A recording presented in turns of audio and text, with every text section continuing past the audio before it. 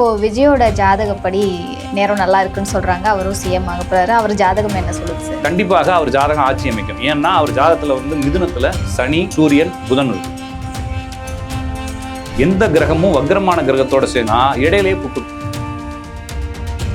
அப்ப இவருக்கு நிரந்தரமான இந்த அரசியலை நடத்த முடியுமா அப்படின்னா அதுல கொஞ்சம் எலெக்ஷன் வச்சா ரிசல்ட் எப்போ வரும்னா ஆகஸ்ட் செப்டம்பர் போயிடும். நான் சொன்ன ஆகஸ்ட் செப்டம்பருக்கு அப்புறம் யாருக்கு நல்லா இருக்கு? ஸ்டாலின்.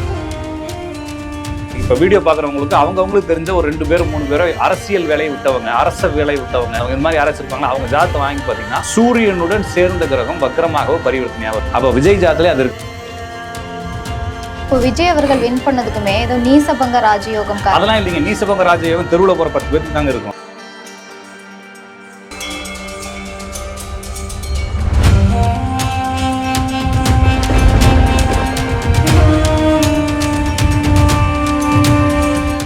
யூ தமிழ் பக்தி நேயர்களுக்கு வணக்கம். இன்றைய நேர்காணல்ல ராஜநாடி பார்த்திபன் சார் அவர்கள் இணைஞ்சிருக்காங்க. பேசலாம். வணக்கம் சார். வணக்கம். வணக்கம் சார், இப்போ விஜயோட ஜாதகப்படி நேரம் நல்லா இருக்குன்னு சொல்றாங்க. அவரும் சிஎம் ஆக போறாரு. அவர் ஜாதகம் என்ன சொல்லுது சார்? இப்போ நானே உங்க சேனல்ல பேசியிருப்பேன்னு நினைக்கிறேன். நிறைய சேனல்கள்ல நான் எடப்பாடி தான் வருவார், எடப்பாடி ஜாதகம் நல்லா இருக்குது. எடப்பாடியா ஸ்டாலினான்னு பார்க்குறப்ப ஸ்டாலின் செப்டம்பர் வரைக்கும் வாய்ப்பு இல்லை. ஆனால் எடப்பாடி செப்டம்பருக்குள்ளே ரிசல்ட் வந்தால் கண்டிப்பாக எடப்பாடி தான் வருவாருன்னு நான் எல்லா சேனலும் சொல்லிக்கிறேன். அப்போ நம்ம ஏன் இந்த விஜய் ஜோசப்பை கவனிக்கலன்னா அவரை நம்ம கேட்டுக்குள்ளே கொண்டு வரல. உண்மைதானே, நம்மளுடைய பார்வை நீங்களும் அதான் நினைச்சிங்கன்ற மாதிரி விஜயும் அதான் நினச்சிருப்பாரு. அவரும் நினச்சிருப்பாரு டப்புன்னு தூங்கி எழுந்திருக்கிறப்ப என்னென்னமோ ஓடி இருக்குன்ற மாதிரி. அவர் ஜாதகம் நம்ம கவனிக்கலன்றதை விட பார்த்தோம், அதுக்கு அவ்வளோ முக்கியத்துவம் கொடுக்கல. ஏன்னா நம்ம சீமானையும் விஜயும் ஒரே கட்டத்தில் வச்சுட்டு இவங்க இப்போ தான் என்ட்ரு ஆயிருக்காங்க, 2 பேரும் சீரியஸாக போட்டி போட போகிறாங்கன்றப்ப 2 பேரில் யாருக்குனாங்க எடப்பாடி சூப்பராக இருக்குது. ஜாதகத்தை நம்ம வச்சு பார்க்க போகிறோம். நம்ம கட்சியை வச்சு பார்க்குறோம். நிறைய பேர் கட்சியை வச்சு பார்க்குறாங்க. நம்ம 2 பேர் ஜாதத்தை அதுவும் கூகுளில் கிடச்ச ஜாதத்தை வச்சு தான் பார்க்குறோம்.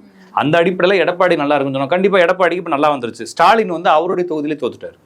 அப்போ நம்ம பர்சனலாக ஒரு ஜாதத்தை பார்க்குறப்ப இவர் ஜாதகம் நல்லா, இவர் ஜாதகம் நல்லா, இந்த ஒரு ஜாதகம் நல்லா இருந்துச்சுன்னு சொன்னால் வந்துருச்சு. இப்போ 3வது பார்ட்டி உள்ள கேட்டுக்குள்ளே வராங்க. இப்போ ஜோசப் விஜய்ன்றவர் வராரு. இப்போ அவர் ஜாதகம் என்ன சொல்லுது அப்படின்னா கண்டிப்பாக அவர் ஜாதகம் ஆட்சி அமைக்கும். ஏன்னா அவர் ஜாதகத்தில் மிதுனத்தில் சனி, சூரியன், புதன் இருக்கு.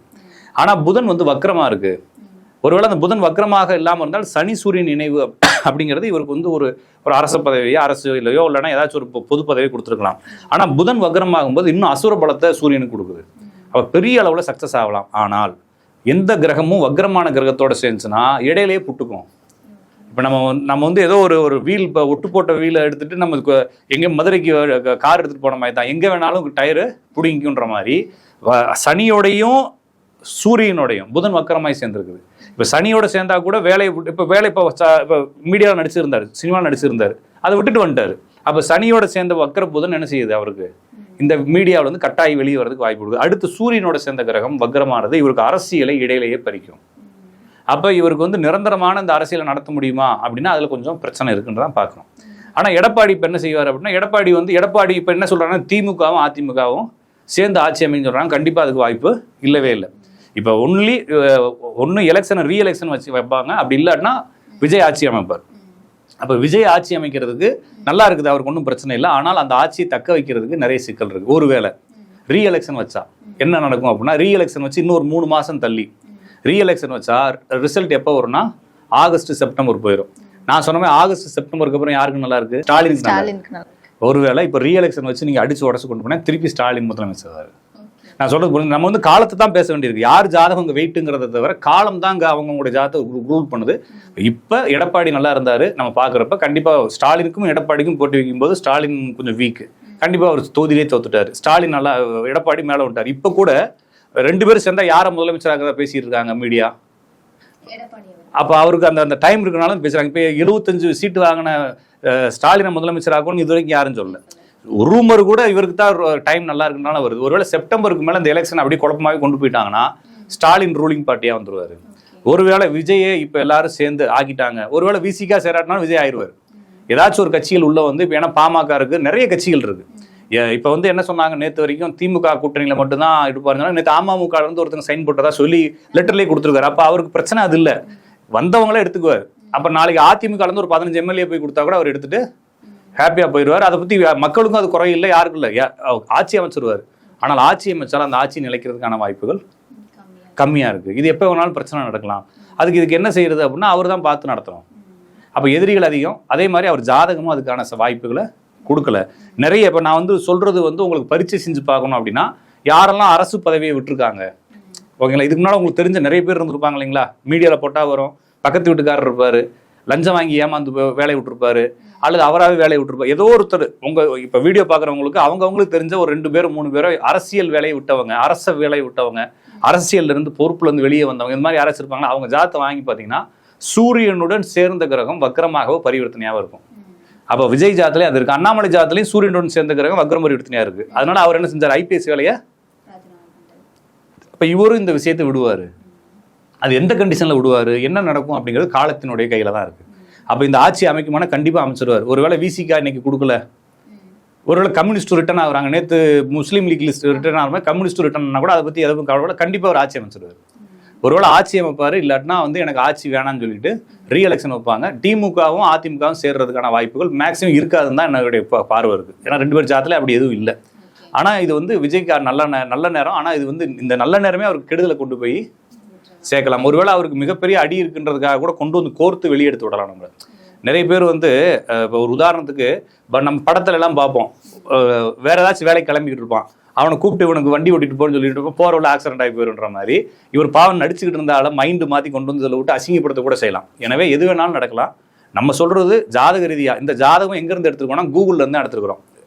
தேதி வந்து 22/6/1974. நிறைய பேர் 9 8 8 எதை பற்றியும் கவலை இல்லை. நம்மளை பொறுத்தவரைக்கும் தேதி இருந்தால் போதும். இந்த தேதி தான் எடுத்துருக்கிறோம். ஒருவேளை அவர் பிறந்த தேதி தப்பாக இருந்துச்சுன்னா இதுவும் தப்பாக தான் இருக்கும். நம்ம பேசுறது வந்து கூகுள்லேருந்து எடுத்து பேசுகிறோம். அப்போ கூகுள்லேருந்து எடுத்து பேசுகிறப்ப இந்த நிலைமை நீடிக்கும். கண்டிப்பாக விஜய் ஆட்சி அமைக்கிறதுக்கான சாத்தியக்கூறுகள் 99.9 இருக்குது. அந்த பாயிண்ட் 1ல் மிஸ் ஆனால் கூட இந்த அடுத்த வேற கவர்னர் ரூலிங் வந்துச்சுன்னா கூட செப்டம்பருக்கு அப்புறமா ரிசல்ட் வந்துச்சுன்னா திருப்பி ஸ்டாலினுக்கு வாய்ப்பு இருக்குது.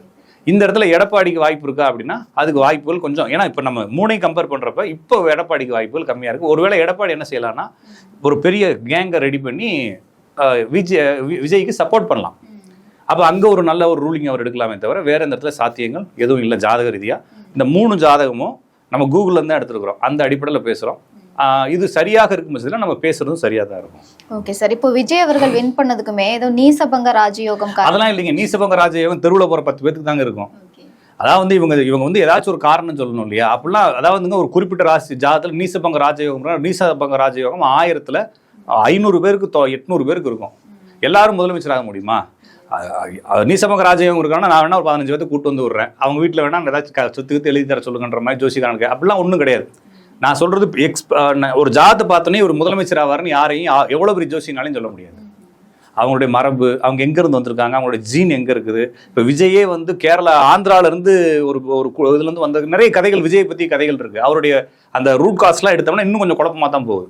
விஜய் எங்கேருந்து வந்தார், எப்படி பிறந்தார், இவங்க எப்படி அம்மா அப்பாவும் கல்யாணம் ஆச்சுன்றதெல்லாம் எடுத்து பார்க்கணும். அதெல்லாம் நம்மளால பார்க்க முடியாது இல்லைங்களா, உண்மையும் கிடைக்காது. அப்போ நம்ம வந்து இவர் வந்து ஆல்ரெடி வந்து ஒரு ரூலிங்கில் இருக்கார். இப்போ இவர் ரூலிங் வருவாரான்னு பார்க்கறதுக்கு தான் இவங்க சொல்கிற கதையெல்லாம் சொல்லணும். ஆல்ரெடி அவர் சூப்பராக இருக்கார்ல. நீசபங்க ராஜ்யம்னு அவங்க என்ன சொல்கிறாங்கன்னா தெருவில் போனவொன்னே தூக்கி கோபுரத்தில் வைக்கிறதானே சொல்கிறாங்க. விஜய் என்ன தெருவிலே சுற்றி இருந்தார். அவர் எவ்வளோ பெரிய டாப்பில் இருந்தார். அவர் சின்ன வயசுலேருந்து டாப்பில் தான் இருக்கிறாரு. அப்புறம் அவருக்கு என்ன நீசபங்க ராஜ்யம்னு இவங்க கதை விட்றாங்க இப்போ வந்து உட்காந்துன்னா அப்படிலாம் கிடையாது. அவர் வந்து நல்ல பொசிஷனில் இருக்கிறாரு.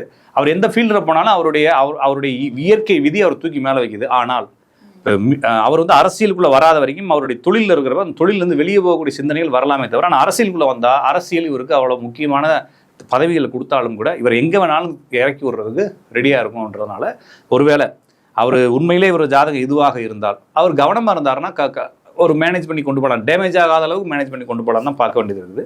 பார்ப்போமே, இன்னும் நிறைய பார்க்க வேண்டியது. கண்டிப்பாக சார், நிறைய விஷயங்கள் பகிர்ந்துக்கிட்டீங்க. நன்றி. வணக்கம்.